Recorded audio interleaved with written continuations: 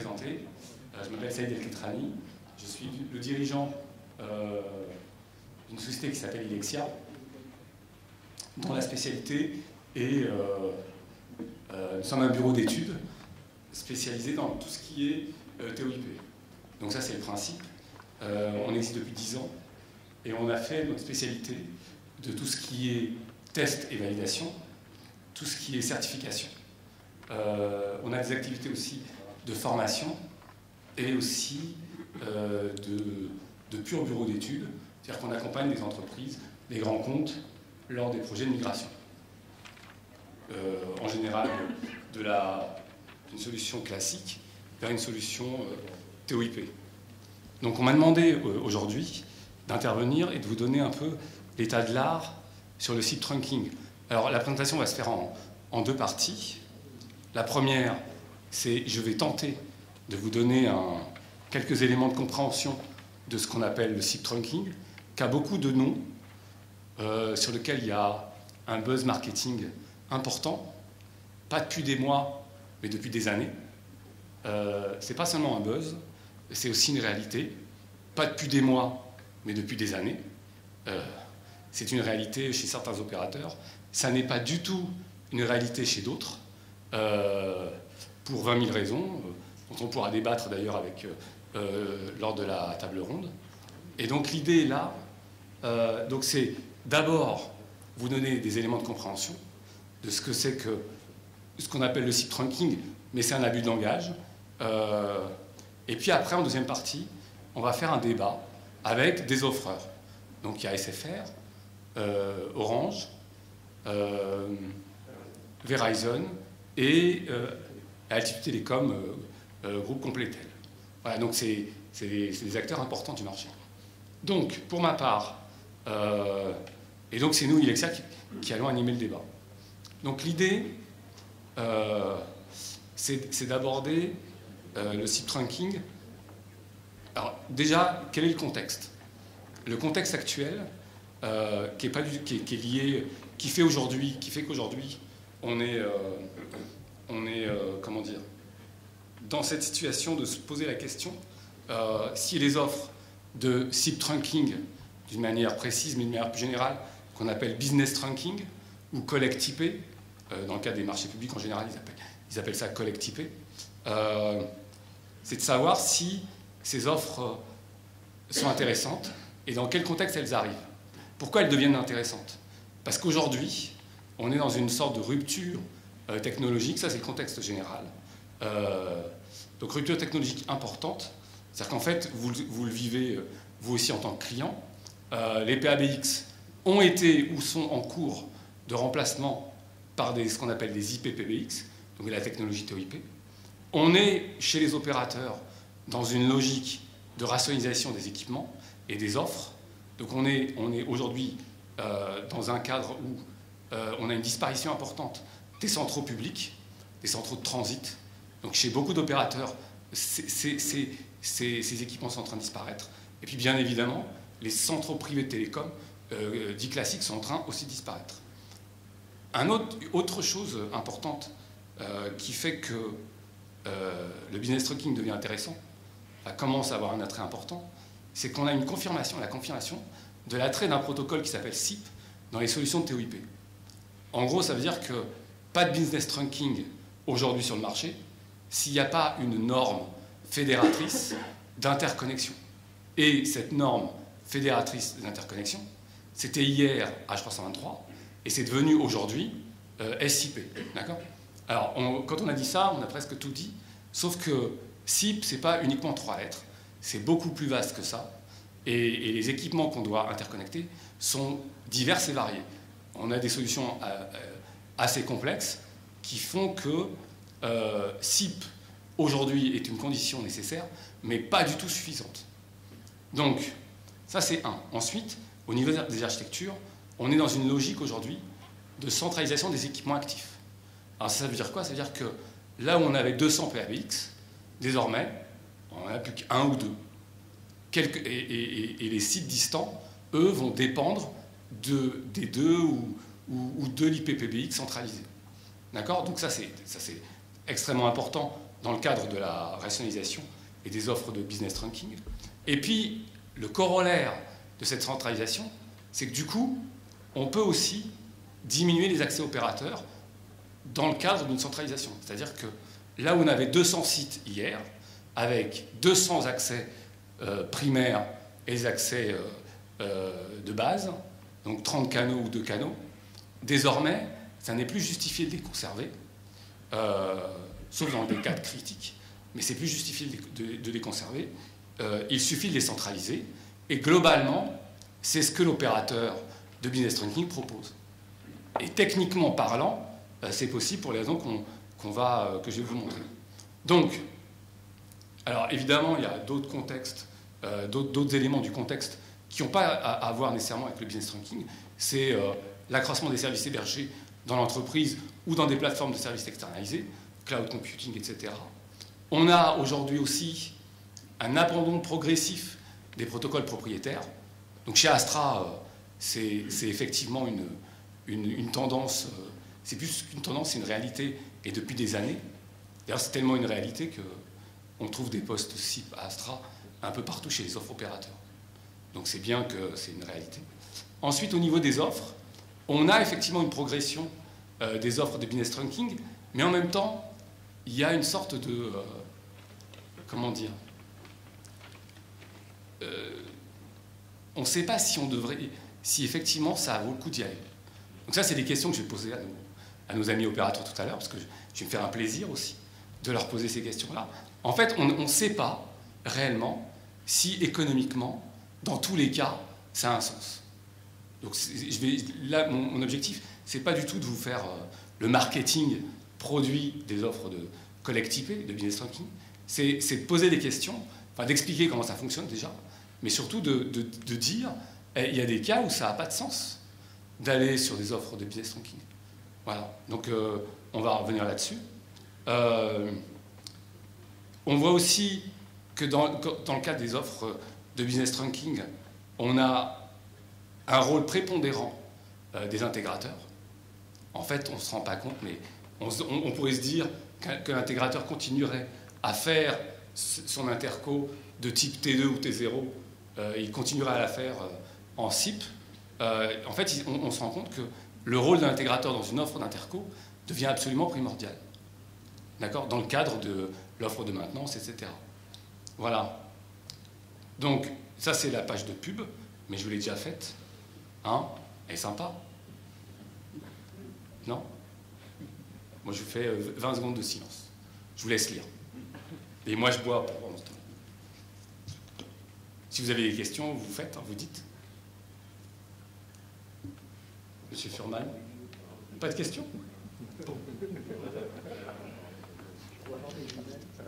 Je sais y faire. Bon, allez, je continue. Alors, mais ça, c'est plus triste. Ça, c'était coloré. Bon, mais n'empêche que c'est les offres de business trunking.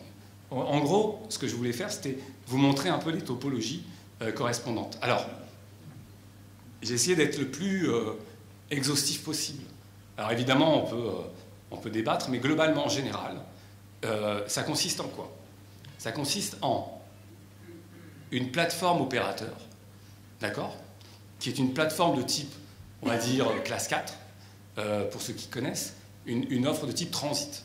C'est-à-dire que les services continuent à être fournis, dans ce cadre-là, dans le cadre de ces offres-là, par l'IPPBX qui est là, ou par le PABX qui est ici. D'accord ? Les services à valeur ajoutée que vous connaissez, filtrage, etc., tous les trucs un peu fous qu'on a en entreprise. Donc, lui continue, en fait, son objectif, c'est de collecter le trafic en entrant et en sortant vers les différents sites de l'entreprise. Alors, comment ça se... Au niveau topologie, donc on a dans le data center de l'opérateur des équipements qu'on appelle soft switch. Alors, je ne l'ai pas mis là, mais en général, on appelle ça un soft switch. Et un soft switch, c'est constitué de plusieurs équipements. Pour résumer, un équipement de contrôle des appels et des passerelles. Alors, il y a plein d'autres équipements, mais globalement, ça résume un peu. Puis, troisième élément, ce qu'on appelle un Session Border Controller. Alors, j'ai pas trouvé... Il Il y a sûrement des équivalents français, mais on connaît ces équipements-là sous ce nom-là, les SBC, les Session Border Controllers, qui deviennent aujourd'hui extrêmement importants dans cette topologie-là.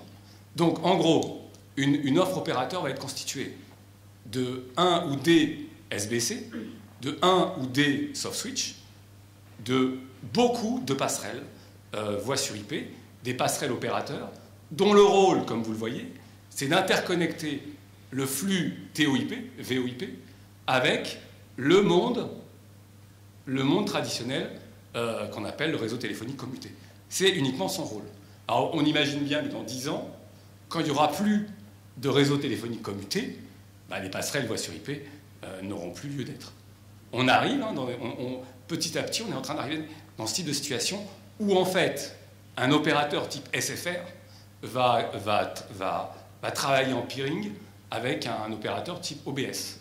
Dans ce cas-là, ils vont s'envoyer le trafic en TOIP, en VOIP, en TOIP plutôt, et dans ce cas-là, la passerelle ne servira plus à rien. Vous voyez le truc? Donc c'est ça l'idée.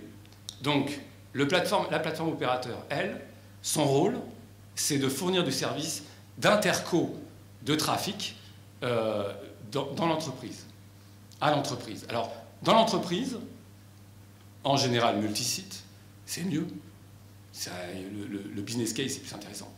Mais en gros, dans une entreprise multisite, on a le fameux IPPX centralisé, qui est ici, qu'on a centralisé. On avait 200 sites avec 200 PABX. Désormais, on a un site principal avec un IPPX qu'on aime bien redonder, d'ailleurs. Donc ça, c'est la situation rêvée. Mais il existe aussi des situations où on a des PABX. Alors maintenant, je suis content de pouvoir le mettre. Des PABX historiques. Ouais, si j'avais dit ça il y a 5 ans, on m'aurait tapé dessus.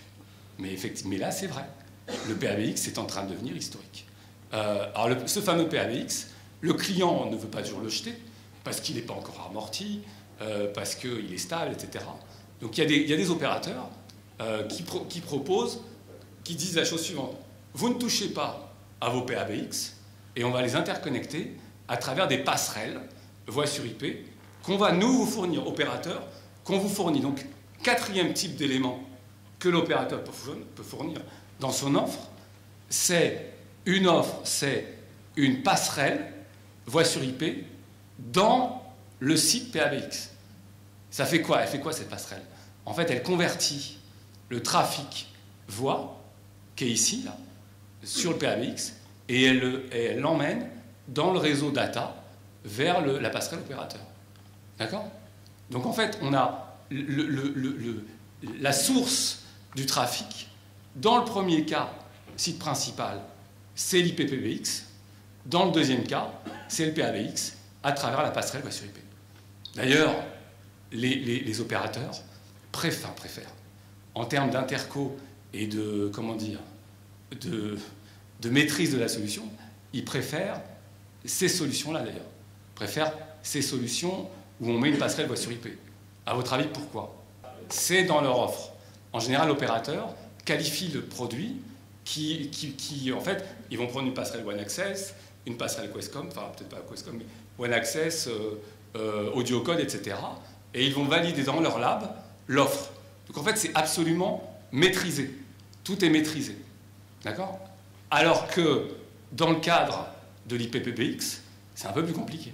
Effectivement, l'IPPBX là, en fait, quand vous allez voir un client, l'IPPBX peut être diverse. Vous ne savez pas, vous, opérateur, quand vous arrivez chez un client, quel type d'IPPBX il a.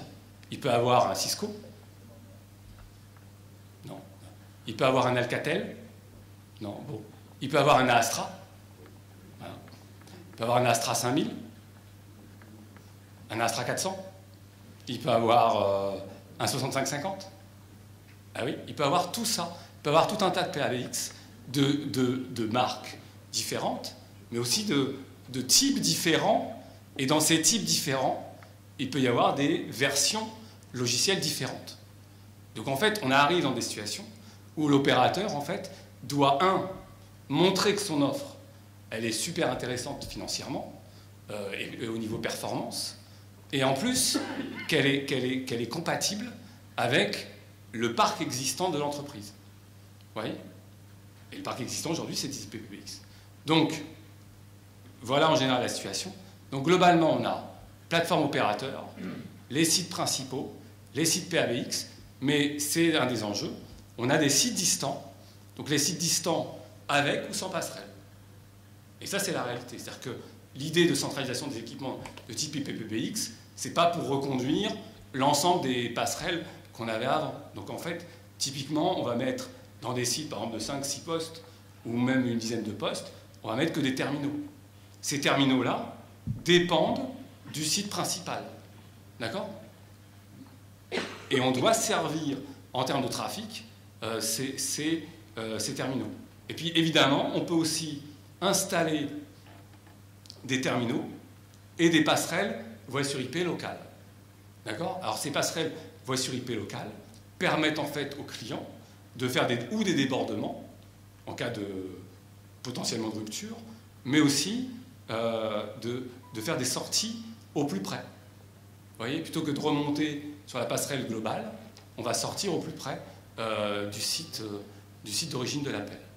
D'accord? Donc en fait, ça, alors, je voulais vous montrer la difficulté qu'on avait aujourd'hui. Pourquoi on a tout ça? Alors, j'ai fait une tentative de chemin de signalisation et de flux voix pour vous montrer un peu la difficulté, enfin la difficulté, ce qui est mis en jeu en fait.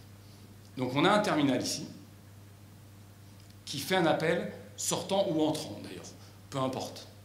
Et alors en général, le lien noir là, qui est ici, il est à 90% des cas, encore aujourd'hui, initié, sauf chez Astre, en signalisation propriétaire, en signalisation spécifique à l'éditeur. Donc en fait, si ici vous avez un Alcatel, un Cisco ou je ne sais quoi, ici, c'est un protocole propriétaire. Et protocole propriétaire, il y a peu de chances pour que la plateforme opérateur qui est ici comprenne ce protocole-là. Donc en fait, l'interop, l'interco, elle se fait à travers ce qu'on pourrait appeler des proxys, des IPPBX, qui convertissent cette signalisation éditeur, propriétaire, en une signalisation standard, enfin, au moins de base qui est un peu standard. Et en l'occurrence, en général, c'est SIP aujourd'hui, c'était H323 hier et encore aujourd'hui dans certaines offres opérateurs, et ça on posera la question à nos amis.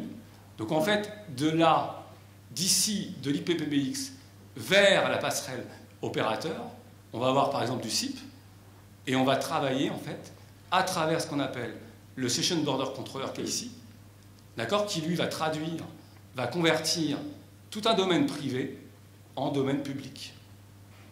D'accord? Donc en fait, on a propriétaire, standard, SIP, SIP vers ce qu'on appelle le soft switch, SIP, je ne l'ai pas dessiné, vers la plateforme opérateur. D'accord? Et au final, l'objectif c'est quoi? C'est d'établir un média. Et le média qui est en bleu, c'est le média voix. Et vous noterez que le média voix, lui, transite du terminal jusqu'à la passerelle voix sur IP, sans passer par l'IPPBX, sans passer par le soft switch. D'accord? Donc en fait, ça veut dire quoi? Ça veut dire qu'on mobilise des ressources qui sont différentes en fonction de ce qu'on envoie, en fait. Et encore, ça c'est...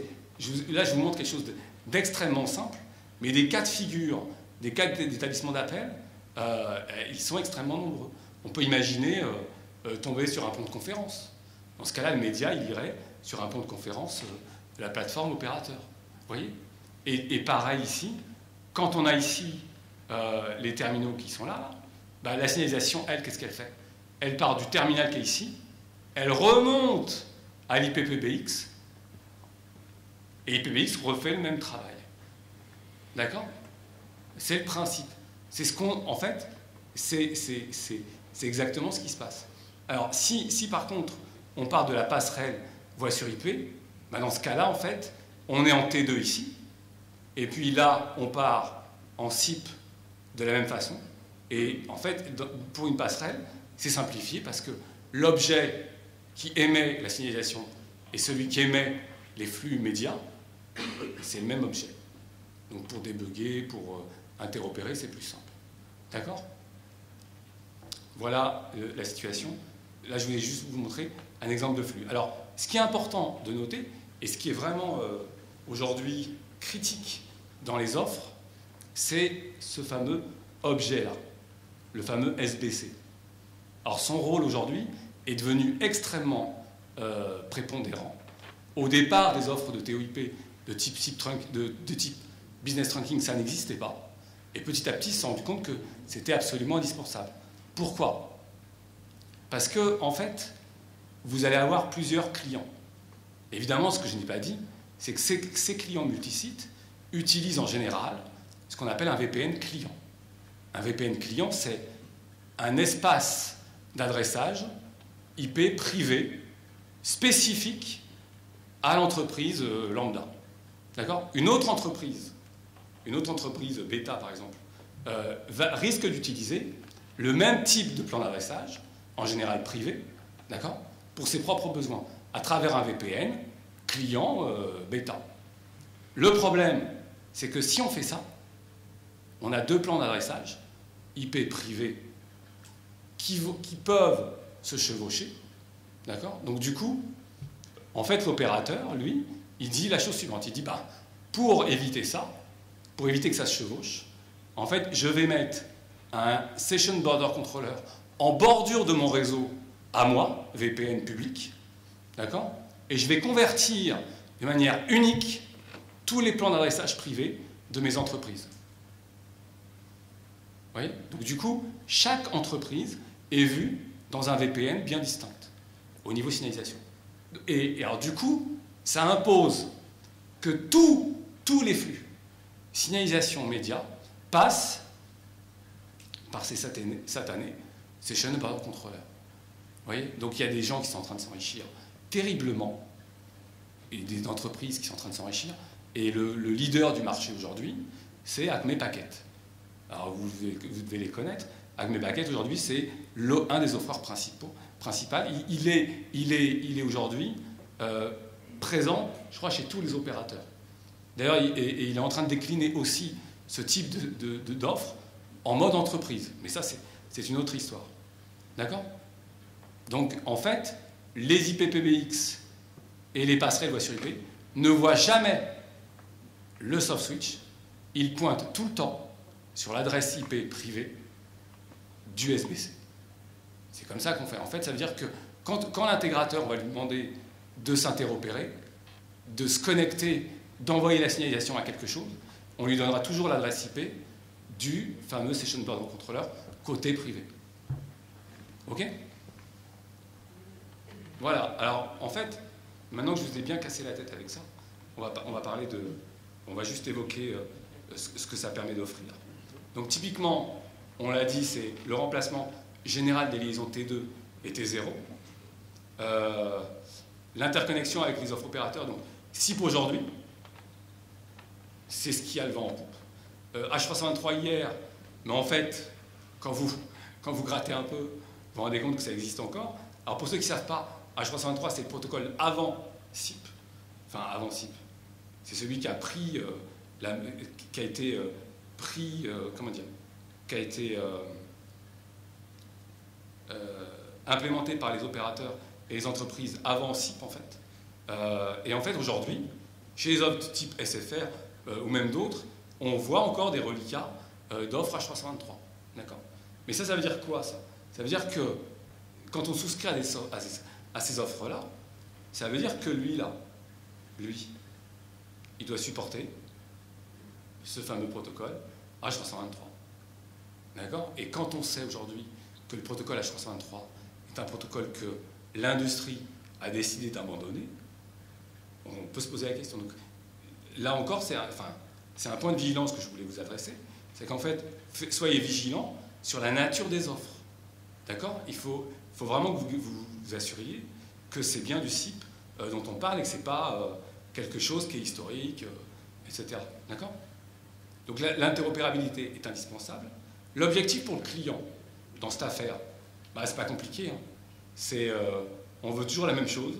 On veut toujours diminuer sa facture télécom C'est que ça, en fait. Alors, effectivement, on peut se dire, oui, ça va simplifier l'exploitabilité, etc. Oui, d'accord. Mais n'empêche que le moteur de tout ça, c'est la diminution de la facture télécom. À travers quoi?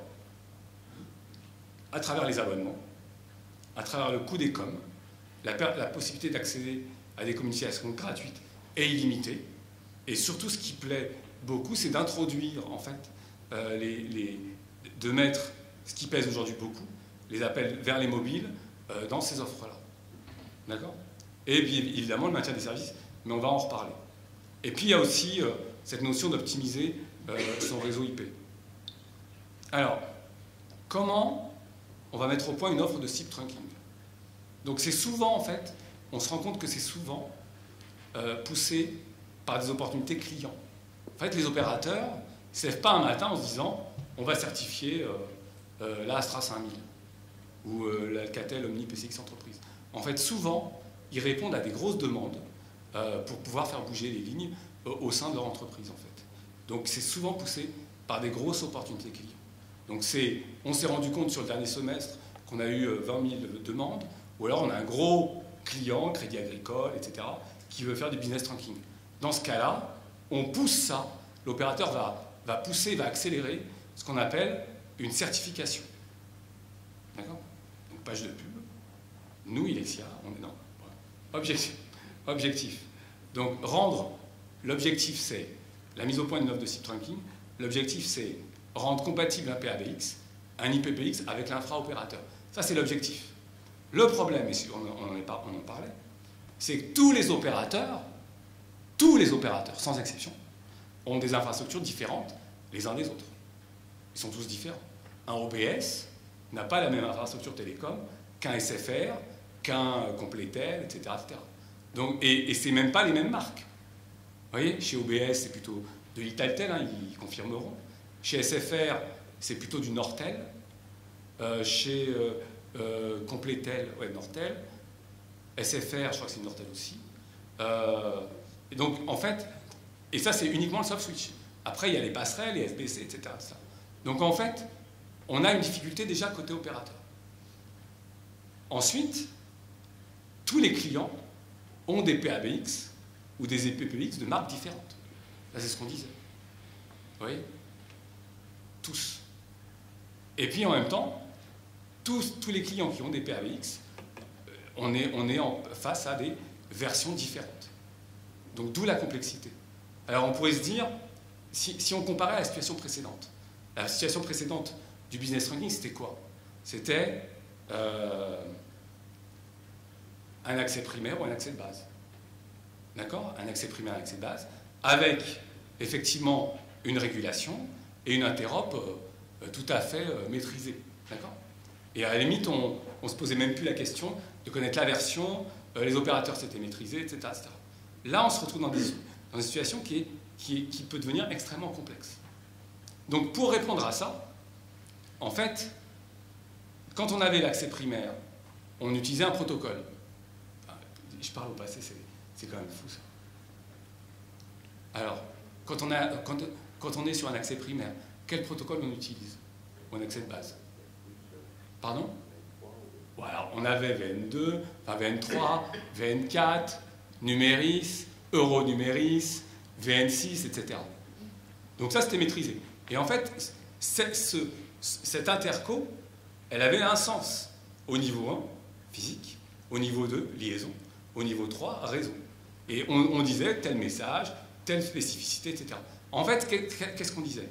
On disait qu'on définissait, en fait, sans le savoir, un profil d'interconnexion entre l'opérateur et le PABX.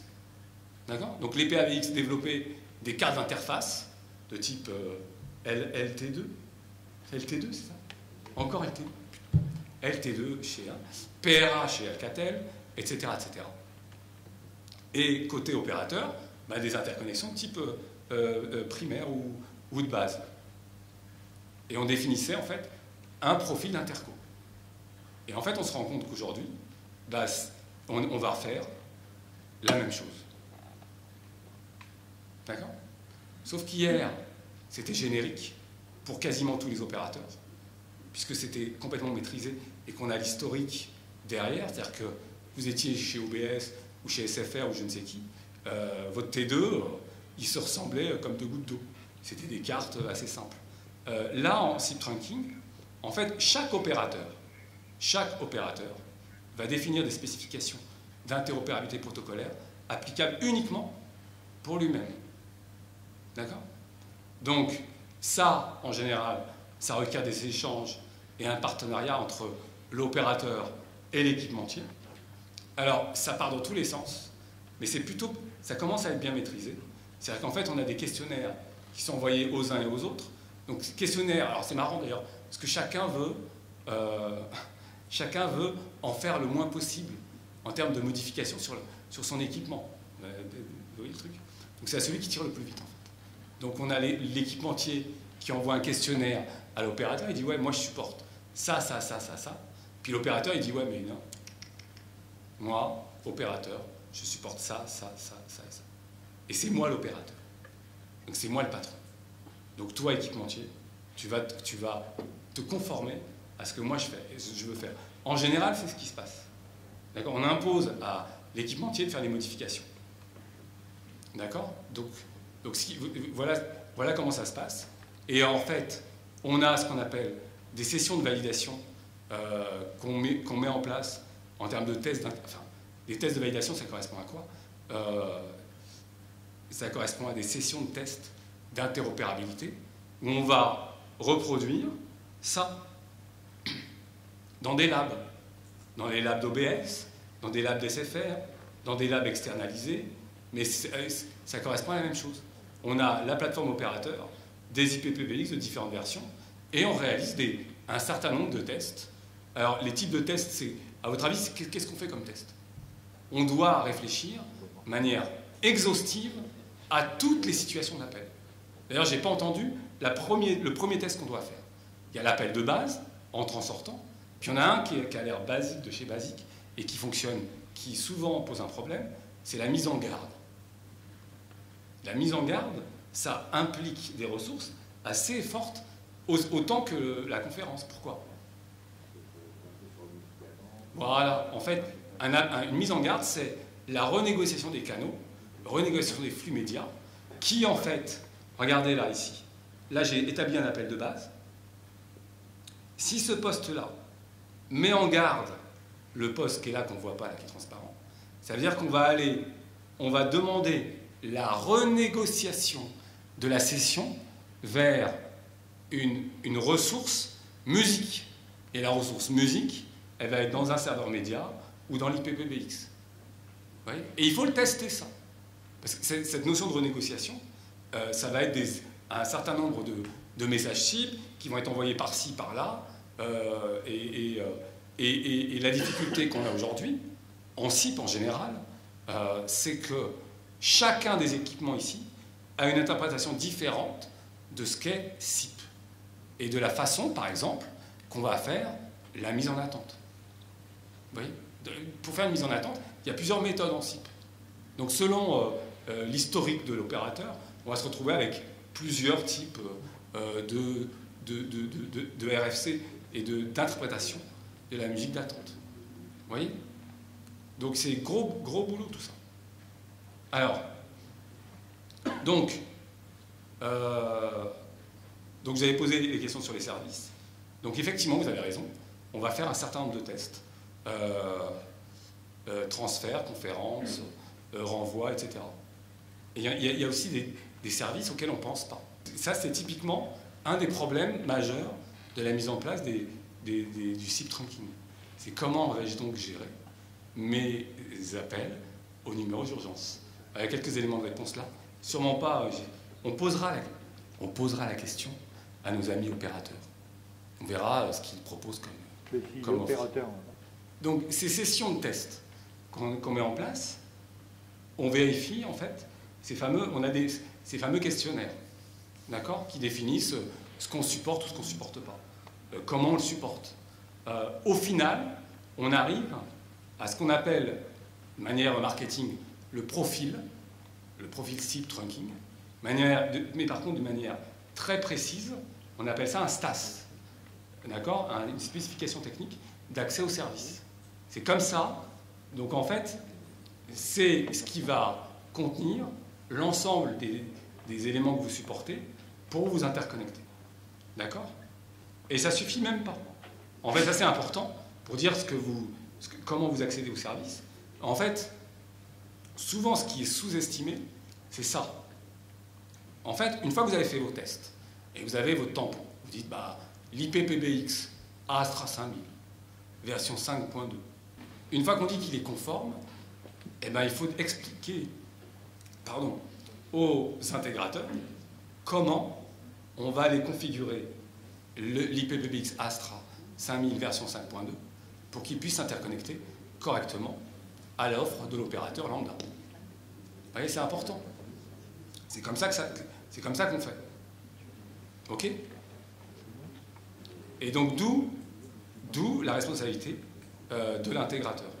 Alors, les services assurés par le trunk SIP, ça, c'est juste quelques exemples. Alors, appel de base, mise en garde, renvoi, transfert, conférence, gestion des causes d'erreur. On n'y pense pas assez, mais c'est important. Gestion des débordements. Pourquoi c'est important? Parce que hier, en traditionnel, on avait certains types d'erreurs. En SIP, les erreurs sont différentes.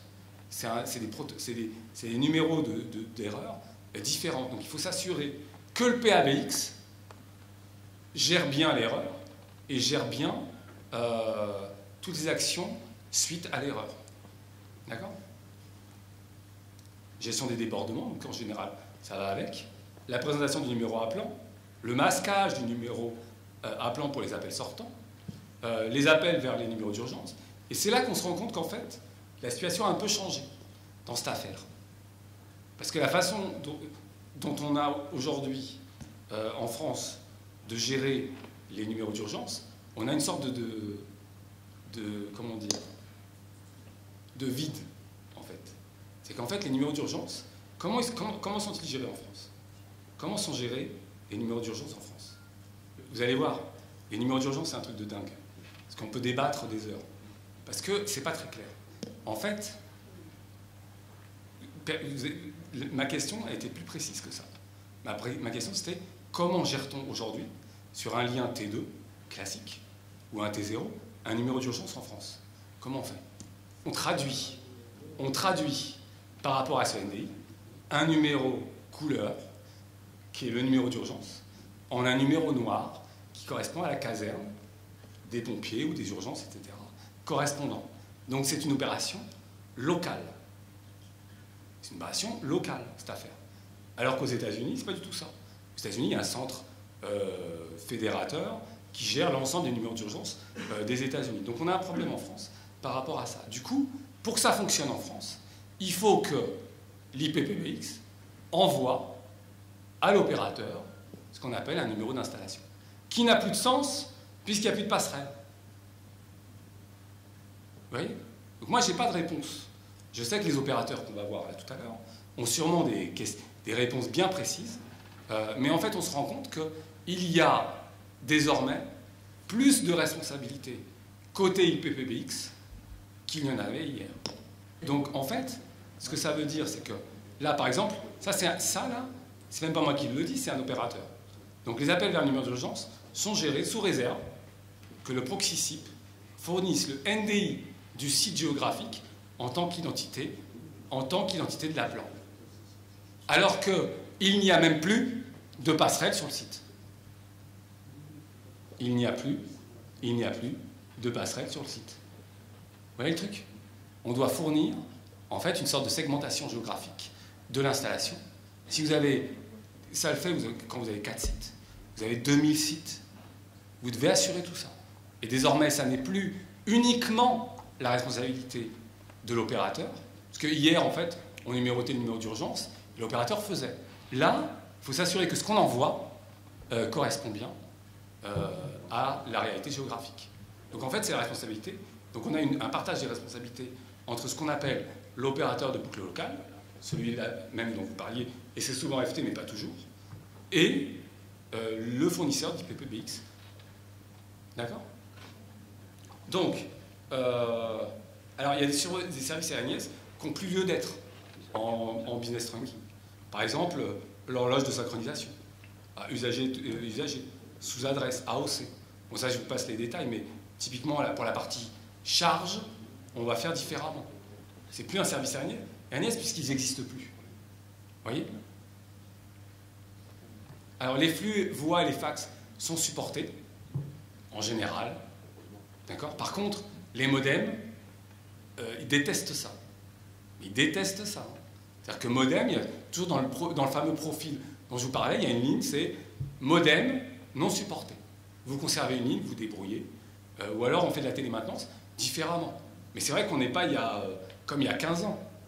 D'accord? Aujourd'hui, la télémaintenance, on peut la faire différemment. Alors, exemple d'offres opérateurs. En fait, en général, elles sont spécifiées comme ça. Donc, on a service voix et fax, offre collecte IP, VPN, MPLS. On cible un marché.